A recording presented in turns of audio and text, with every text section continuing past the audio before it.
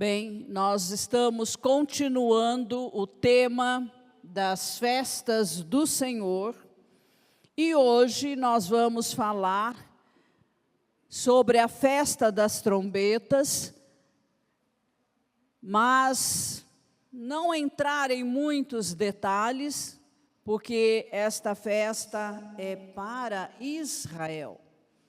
Mas o que interessa para nós como igreja é fazer o apontamento profético desta festa em relação à igreja.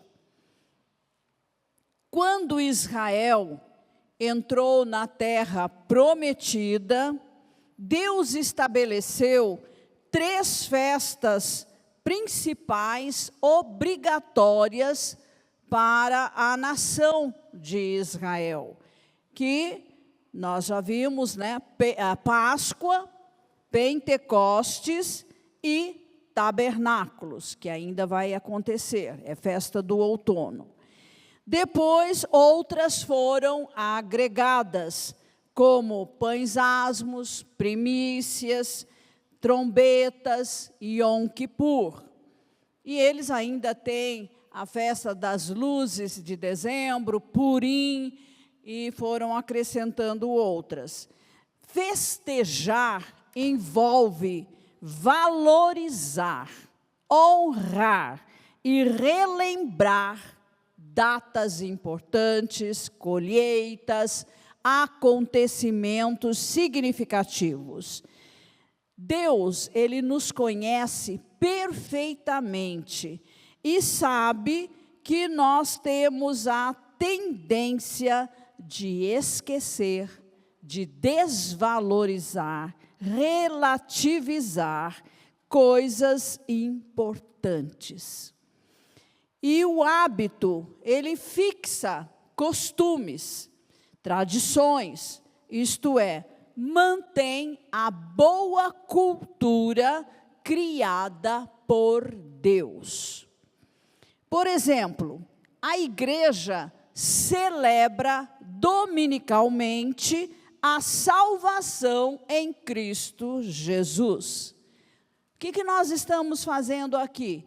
Isso aqui é uma celebração, um culto ao Senhor, por causa da nossa salvação em Cristo Jesus. E fazemos isso todos os domingos. Para a igreja é muito mais do que para Israel. É semanal. Não é uma vez por ano que nós vamos nos reunir, mas nós nos reunimos todos os domingos para celebrar. A celebração da ceia do Senhor é uma ordem para a igreja, assim como o batismo nas águas também o é. E ninguém pode mudar o que Deus estabeleceu. Ninguém é maior do que Ele para poder fazer isso. E Deus estabeleceu as coisas para a igreja e nós, como salvos em Cristo, cabe a nós obediência. Tá? É assim que se forma caráter. Quanto mais a cultura do mundo se infiltra na igreja, contaminando muitos cristãos que estão distraídos, e enquanto isso está acontecendo diante dos nossos olhos, há um remanescente fiel. A igreja jamais vai desaparecer, porque o remanescente mantém a cultura do céu, mantém os princípios de Deus, mantém, cumpre os mandamentos do Senhor. Aleluia! Você faz parte desse remanescente? Amém. Eu estou nele. Então, nós precisamos estar atentos, atenção, prontidão, preparo, palavra-chave hoje para a igreja. Paulo, ele via todas as festas como sombras das realidades espirituais vindouras, como apontamentos proféticos para a igreja. Em Colossenses 2,16 lemos: portanto, que ninguém julgue vocês por causa de comida, bebida, ou dia de festa, ou lua nova, ou sábados, porque tudo isso tem sido sombra das coisas que haviam de vir. Porém, o corpo é de Cristo. A igreja é de Cristo. Os falsos mestres na igreja de Colossos exigiam a observância de uma série de cerimônias judaicas pertencentes ao judaísmo, argumentando que isso era fundamental para o crescimento espiritual dos seus membros. Paulo deixa claro que a observância da antiga aliança, a aliança mosaica, apontava para uma realidade futura, para algo que ainda estava no futuro e que foi cumprida no Senhor Jesus Cristo. Já foi falado aqui da Páscoa. Jesus é o Cordeiro Pascal. Aqui já foi falado de pão asmos. Jesus é o pão asmo sem fermento, sem pecado, puro e inocente. Aqui já foi falado de primícias. Jesus é a primícia da ressurreição. Amém, queridos? E são as festas da primavera. Agora nós vamos falar das festas do outono. E tudo aponta para Jesus. Assim, os cristãos não estão mais debaixo da aliança mosaica. Na mensagem tem vários textos que depois você pode acessar. Eles não estão mais obrigados a observar leis alimentares do Antigo Testamento, comida, bebida, festas, feriados, lua nova, sábados, porque essas coisas apontavam para o que foi cumprido em Cristo. As festas da primavera foram todas cumpridas quando Jesus veio em sua primeira vinda. E as festas do outono, que começam agora com trombetas, Rosh Hashanah, são as festas do outono, ainda não tiveram cumprimento profético. Então, é para chamar a nossa atenção. Para a igreja, ok? E se referem às festas do outono à segunda vinda de Cristo. E são elas: festa das trombetas, também chamada Yom Teruah, que é simultânea ao mesmo tempo com Rosh Hashanah, que ocorre no primeiro dia do mês de Tisri, ou seja, o ano novo civil de Israel. Começa o ano novo civil. Israel tem também o ano novo religioso, tá? Então, agora nós temos essa comemoração em Israel. Em nosso calendário 2025, Yom Teruah e Rosh Hashanah vão acontecer ao pôr do sol. O dia em Israel começa ao pôr do sol. Não como o nosso calendário que foi modificado, gregoriano, que começa à meia-noite. Então, por isso, o calendário não bate exatamente. O mês, para Israel, 28 dias, para nós 30, às vezes 31. Então, dá uma diferença. Mas, trombetas começa ao pôr do sol do dia 22, portanto, amanhã, ok? E vai até o dia 24 de setembro de 25. Yom Kippur, ou dia da expiação, que vai ocorrer em nosso calendário agora, do dia 1º ao dia 2 de outubro. Festa dos Tabernáculos ou Sucote vai acontecer do dia 6 ao dia 13 de outubro deste ano. Simchat Torá, ou regozijo da Torá, vai acontecer no 8º dia após Tabernáculos, após Sucote. Então, no pôr do sol do dia 14 de outubro, ok? Houve um erro de digitação aí.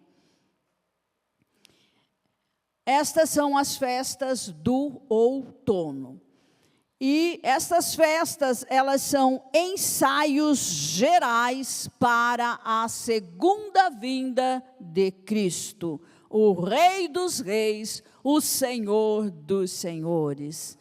Deus tem um calendário estabelecido e suas instruções estão registradas em Levíticos capítulo 23. As festas apontam para a primeira e para a segunda vinda de Cristo e o papel que ele teria na redenção e na restauração do indivíduo, da própria terra, depois que houve a queda lá no Éden, a introdução do pecado na raça humana. E estas festas são belas figuras que retratam a obra redentora de Deus através de seu Filho, Jesus Cristo. É lamentável ver que os judeus observavam as festas, mas poucos reconheceram o Messias quando ele chegou em Israel. Eles estavam comemorando a Páscoa, e o Cordeiro Pascal estava ali, mas a grande maioria não reconheceu. Isso se deve ao fato de que Israel, eles haviam acrescentado tantas regras e tradições à lei de Deus, à Torá, que perderam de vista o que era essencial. Cuidado, igreja. Cuidado, fique no essencial, fique no essencial, e não inventa tantas coisas que não apontam para a segunda vinda de Cristo. Para de ativismo dentro da igreja. O que precisamos é celebrar a nossa salvação todos os domingos. O que precisamos é intensificar a nossa adoração. Vigiar para não cair em pecado. Manter a santificação da nossa alma. Para ser a noiva pura que Jesus vem buscar. É isso, queridos. É tempo com a palavra. É tempo com a oração.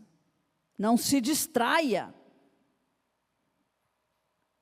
A igreja precisa reconhecer a segunda vinda de Jesus Cristo no seu tempo designado.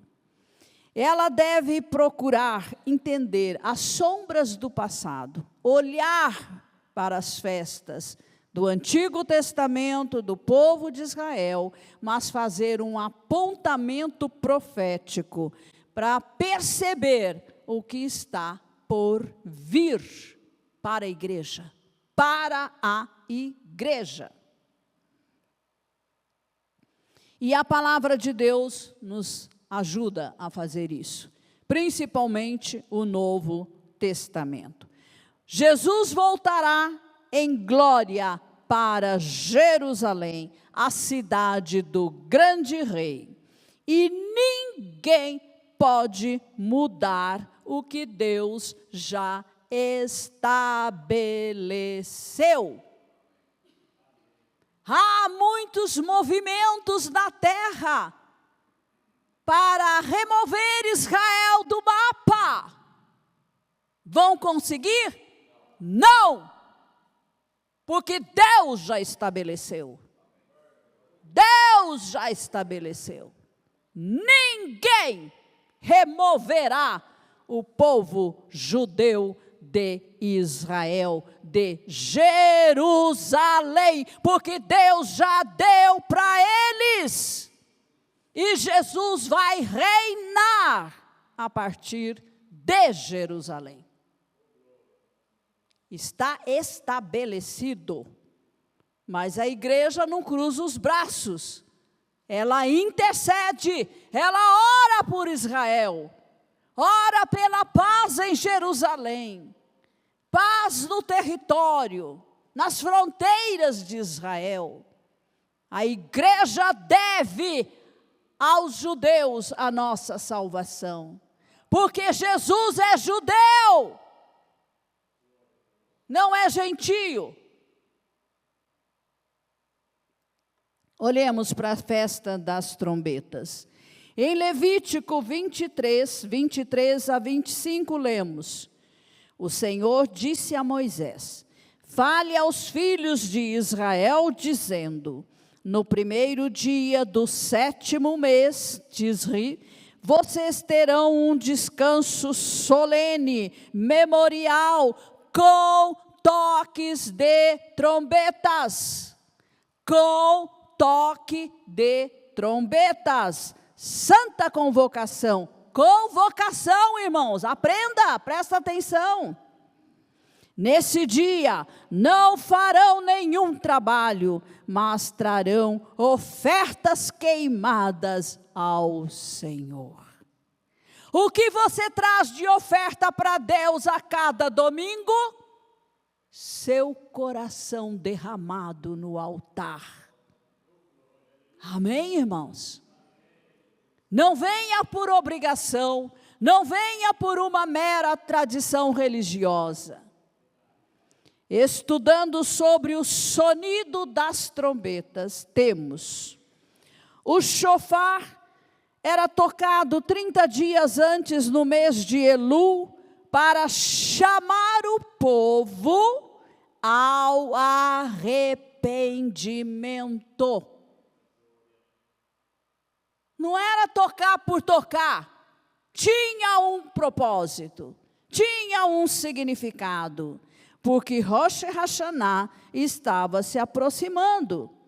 O shofar que é tocado é feito do chifre de cordeiro, carneiro. Nas sinagogas, em Rosh Hashanah, é chamado o dia do toque das trombetas. É o dia de julgamento e é dia também de redenção. Eu não vou entrar em detalhes aqui, tá? Há muita coisa que se diz que eu acho até muito interessante. O primeiro som que eles fazem com o shofar se chama tequiá ou rajada, que seria um som de despertar. A finalidade é acordar os que estão dormindo. Acorde, pare de dormir, levante-se. Esse é o significado. Depois tem o som chamado shevarim, ou quebrado, ou repicado. Este som simboliza alguém chorando, com o coração quebrado, partido, contrito, quebrantado. E isso fala de arrependimento, chorar os pecados, para que seja perdoado, que é um dos conceitos principais de Rosh Hashanah. O Salmo 139, 23 e 24 diz: sonda-me, ó Deus, e conhece o meu coração, prova-me e conhece os meus pensamentos, vê se há em mim algum caminho mau e guia-me pelo caminho eterno. Olha o clamor do salmista.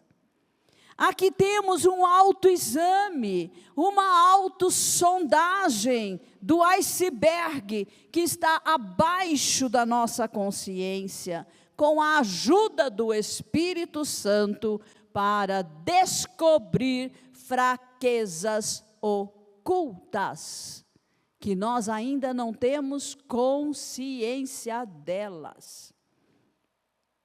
Depois, temos um som chamado teruá, ou alarme, que é um som estacato, destacado, significa, fique pronto.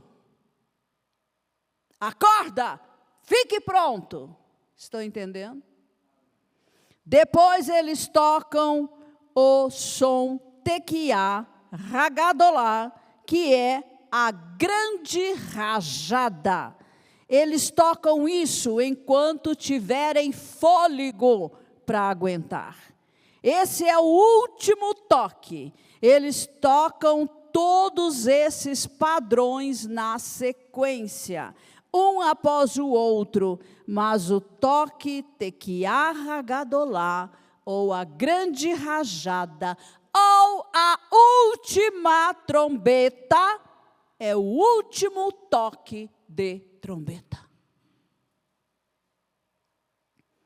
O apóstolo Paulo, ele fala do toque da última trombeta, em 1 Coríntios 15, 52, por ocasião do arrebatamento da igreja. Que som nós vamos ouvir? Nós vamos ouvir tequiá ragadolá, a última trombeta, a grande rajada. É isso que vai nos chamar para o céu. Paulo era judeu. Paulo comemorava as festas. Ele entendia dessas coisas. Jesus deixou claro que não saberíamos o dia e a hora da sua volta para a igreja. Por isso, temos a exigência do preparo e prontidão para o momento exato do arrebatamento da igreja. Tá, Stephanie, pode liberar, nós vamos nos expor ao som desses toques de trombeta. Tequiá, o toque de despertar.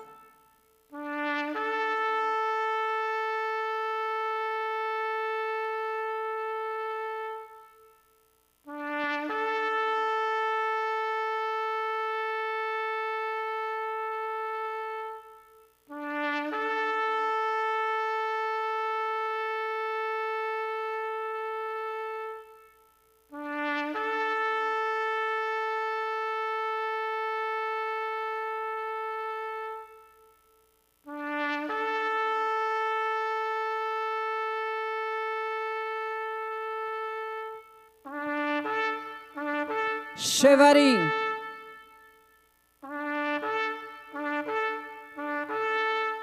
Chamado ao arrependimento. Repicado, quebrado.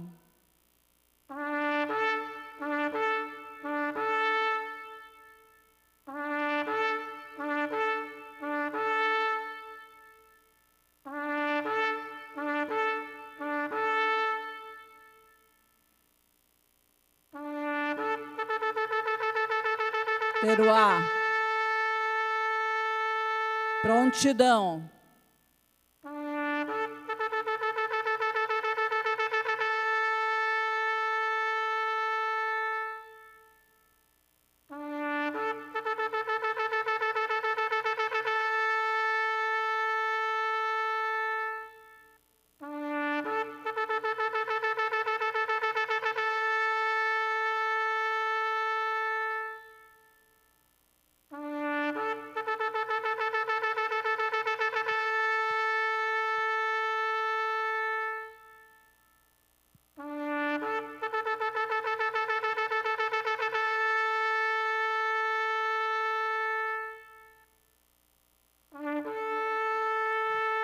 Tequiá, Hagadolá. Contínuo. Longo.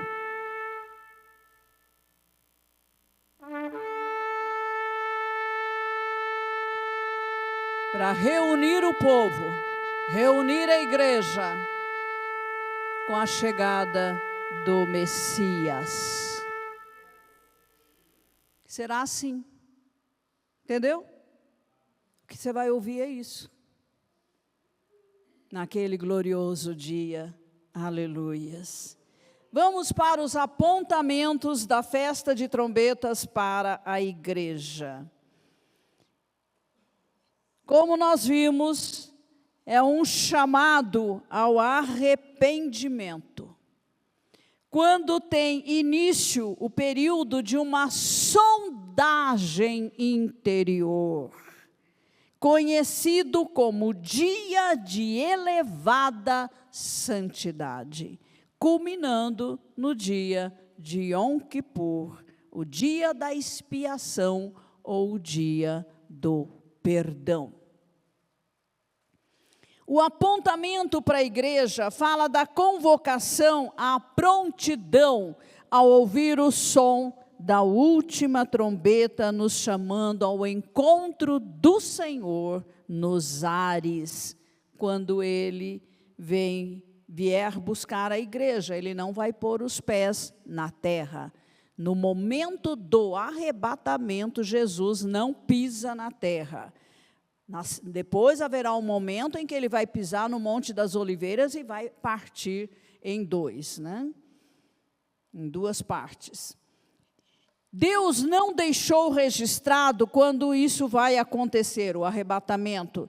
Portanto, cabe a cada um de nós estar em estado de alerta, de prontidão para partir ao encontro do Senhor Jesus Cristo nos ares. Nesse evento futuro em particular, Jesus, como eu disse, não vai colocar os pés na terra. Nós subimos ao encontro dele nos ares. Em 1 Coríntios 15, 51, 52, Paulo diz: eis que vou lhes revelar um mistério.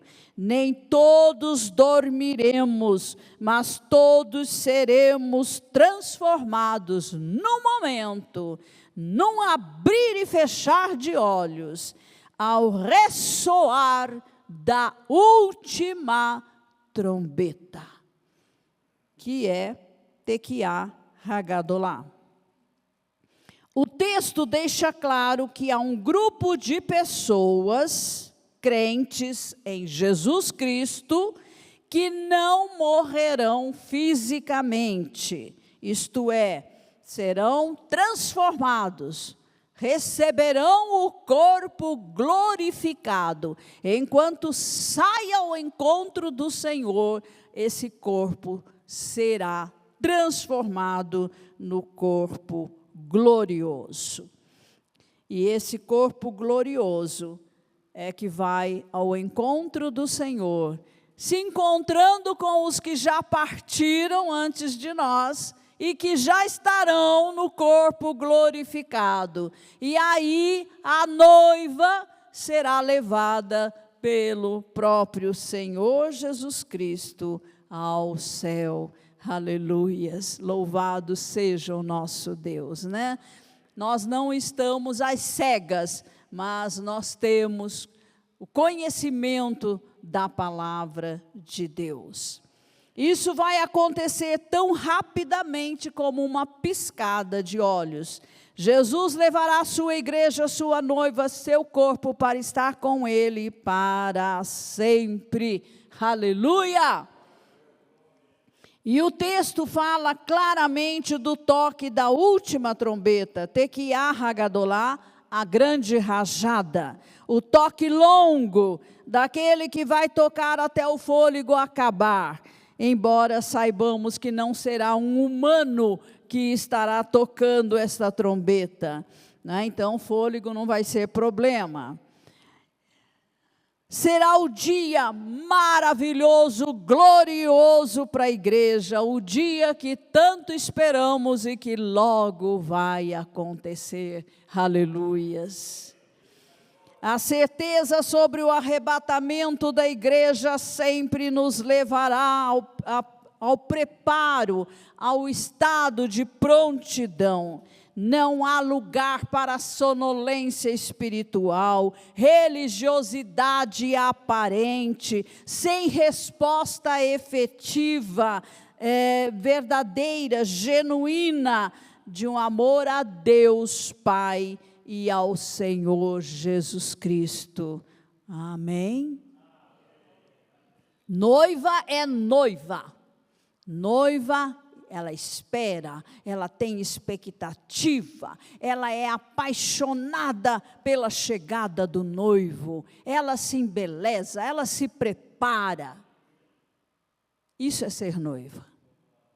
Cada dia que atravessamos aqui na terra nos leva para mais perto desse glorioso dia. Não importa o que nós temos que enfrentar nesta única existência terrena. Em nossa jornada na terra enfrentamos muitos perigos.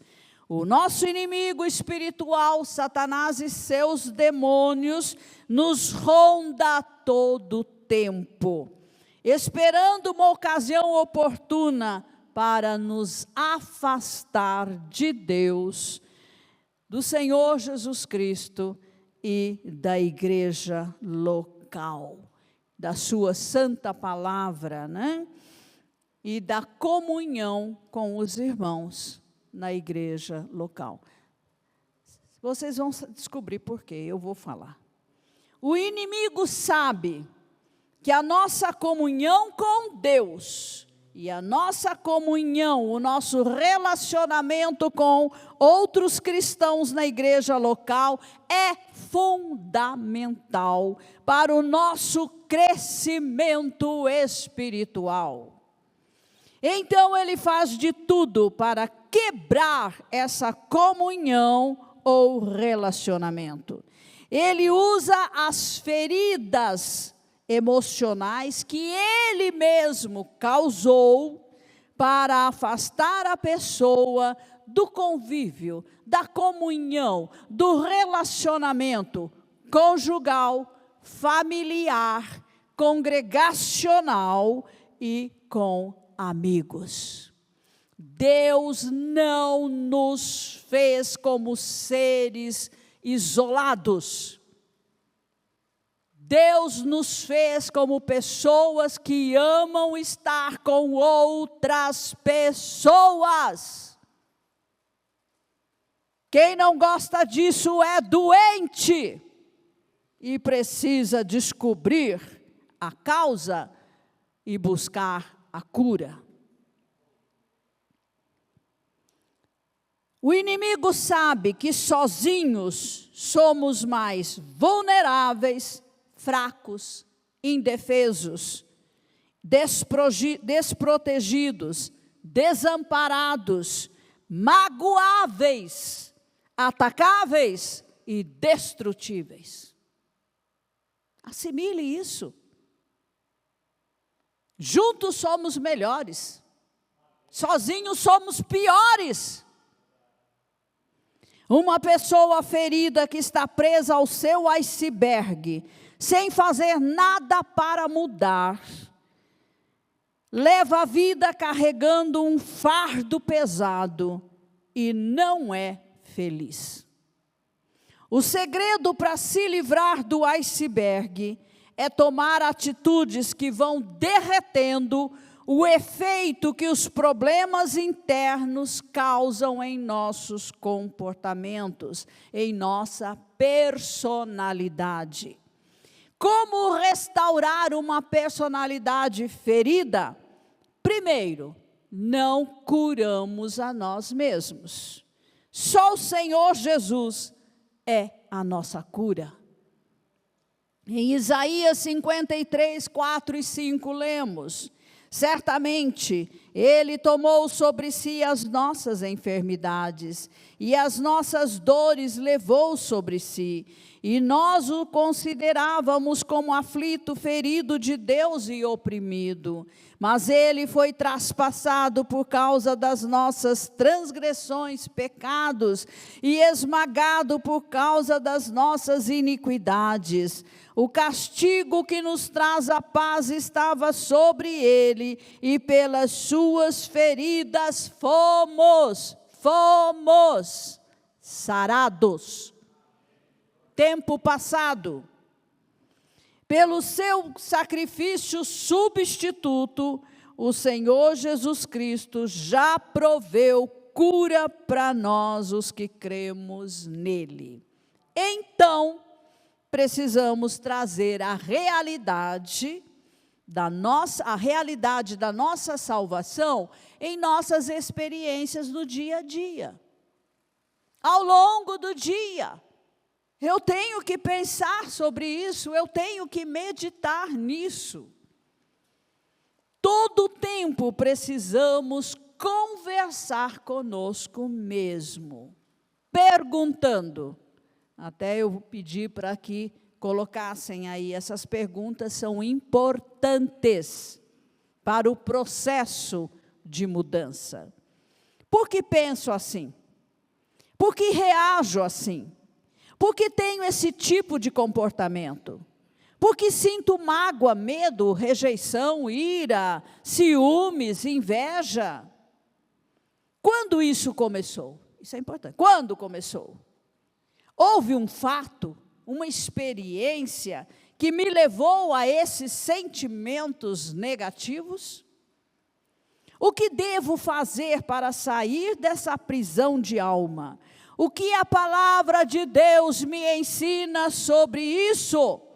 Que versículos da Bíblia devo repetir para mim mesmo? Quero fazer agora uma diferença entre conhecimento e meditação. A igreja teme essa palavra meditação, porque o mundo lá fora e outras religiões usam isso de uma maneira muito forte. Então a igreja tem medo de meditar. Agora vamos ver. O conhecimento desnuda o que está oculto, o que não sabemos, o que não nos foi ensinado. Ele confronta conhecimentos equivocados, errados, contrários à palavra de Deus. A meditação traz reflexão, faz perguntas, questiona os erros que são cometidos repetidamente. A meditação busca o autoconhecimento. Sabe, estúpida é a pessoa que não quer se conhecer. Mas todo mundo em volta está vendo seus defeitos, suas fraquezas. Só ela não se enxerga. Faz descer as profundezas da alma para descobrir as causas que ativam maus comportamentos. A meditação nos leva a olhar para Deus e seus atributos. Nós não meditamos em qualquer coisa, nós meditamos em Deus e em sua eterna e infalível palavra. Deus e seus atributos, quem Ele é, para mim. A meditação desperta e fixa verdades eternas, como a nossa redenção em Cristo Jesus. A meditação firma o nosso pensamento nos princípios da palavra de Deus. A meditação chama a mudança. O que é meditado é inculcado, registrado, imprimido em nossa mente e depois se expressa através do nosso comportamento ou atitudes. Para que o novo reassuma o comando, é preciso pensar e agir de acordo com ele repetidamente. Quem eu sou em Cristo? O diabo fala, o inimigo fala o tempo todo quem você não é em Cristo. E é tão repetitivo que você acaba acreditando nele. O que eu devo fazer? Repetir para mim mesma quem eu sou em Cristo, o que eu tenho em Cristo, qual é a minha herança. De forma consciente, lógica e determinada. Só assim haverá mudança. Eu e o pastor Ney, às vezes conversando, a gente diz, meu Deus, por que demoram tanto para mudar? Porque eu olho para mim mesmo, por que demoro tanto para mudar? Porque isso não acontece mais rápido. Se eu conheço a verdade, eu conheço a palavra, eu sei o que Deus espera de mim. Falta de meditar em quem eu sou em Cristo Jesus. A tendência para voltar ao antigo padrão é muito grande. Um passinho para cá, você imediatamente dá outro, e daqui a pouco você está correndo. Indo para longe de Deus, indo para longe da palavra de Deus. Portanto, seja constante, focado e ativo. Haja de acordo com o que sabe que é certo, e não conforme os sentimentos antigos e erráticos. Esse sentimento não vem de Deus, ponto. Não vai permanecer, não pode permanecer em mim. A noiva de Cristo, que vai ser arrebatada, deve ser bela, pura, santa, e deve refletir o amor do noivo. Tereza acabou de falar de amor. Amor é marca da noiva de Cristo, porque é marca do noivo. O noivo nos amou tanto que deu a sua vida por nós, quando éramos pecadores, sem mérito algum. E a noiva de Cristo ama a Deus e ama ao seu semelhante. A esposa ama o marido ama a esposa, os pais amam os filhos amam os pais. Os irmãos em Cristo se amam. Amam até o perdido, por isso levamos salvação para eles. Mateus 22, 37 a 39. Finalizando, meditação nos leva à prontidão, nos leva ao crescimento em santidade. Adquira o hábito de ler e meditar na palavra de Deus. Separe tempo para fazer isso. No dia glorioso do arrebatamento estaremos todos juntos, aleluia!